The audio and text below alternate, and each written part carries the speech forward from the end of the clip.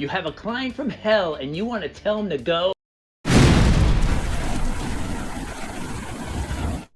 In this video, I'm going to tell you how to avoid nightmare clients before they become nightmare clients by using a simple strategy.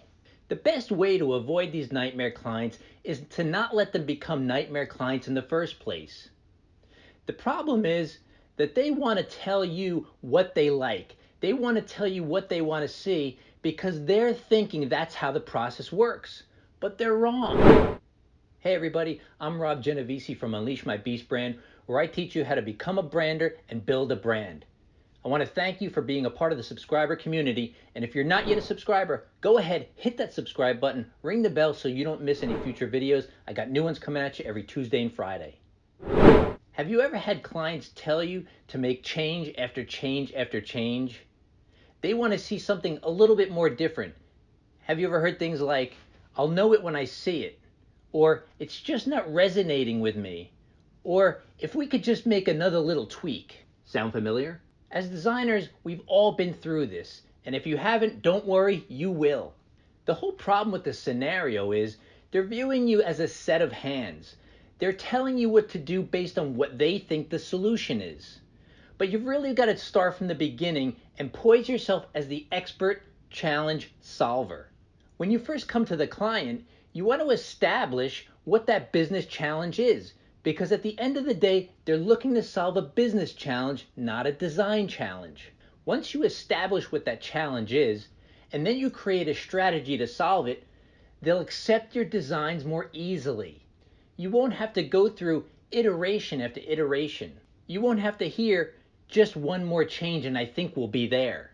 The fact is, what you're doing here is you're setting the stage for them to not choose a design based on what they like, but they're going to choose a design that solves the problem.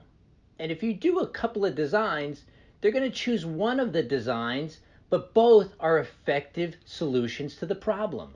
So how do you do this? Number one, identify the business challenge. What are they looking to solve? You know, when they come to you and they say, hey, I need a new website, or hey, we need a logo for our company, or whatever the design assignment is, that's not the real challenge. They're thinking, I have this business problem and I think a logo will solve it. I think a website will solve this problem. But that's not up to them to figure out. If they knew the answer, they wouldn't be coming to you. So as the expert, and that's how you want to poise yourself, not as the graphic designer necessarily, although that's what you do, but you want to poise yourself as the expert in solving their problem. Usually what ends up happening is the problem they're looking to solve is they're looking to get more awareness. They're looking to get more clients. They want more sales. It's always revenue based. It's always business based. So then the next thing you want to do is you want to identify who the client's client is. You see, your client is not really the one you're looking to serve. It's not who you're looking to target. You're looking to target the customer of your client because they're going to be the end user, so to speak.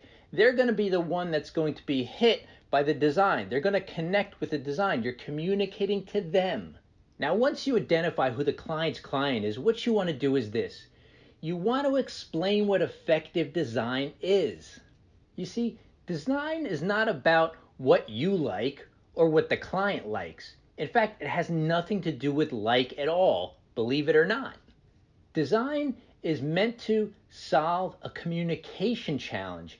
It's meant to communicate with the target in a visual manner. It's more utilitarian than you think, but it's dressed up in a pretty outfit. If this is making sense to you, I want you to hit that card up there that tells you how to make more money with graphic design. Now, if we're talking about logo design, you have to explain to your client what an effective logo is. Now, it's not about how pretty it is, although that does factor in, but that's not the deciding factors. What makes an effective logo is this. What makes an effective logo is one that is simple. It is one that is easily reproducible at any size. It's one that is unique.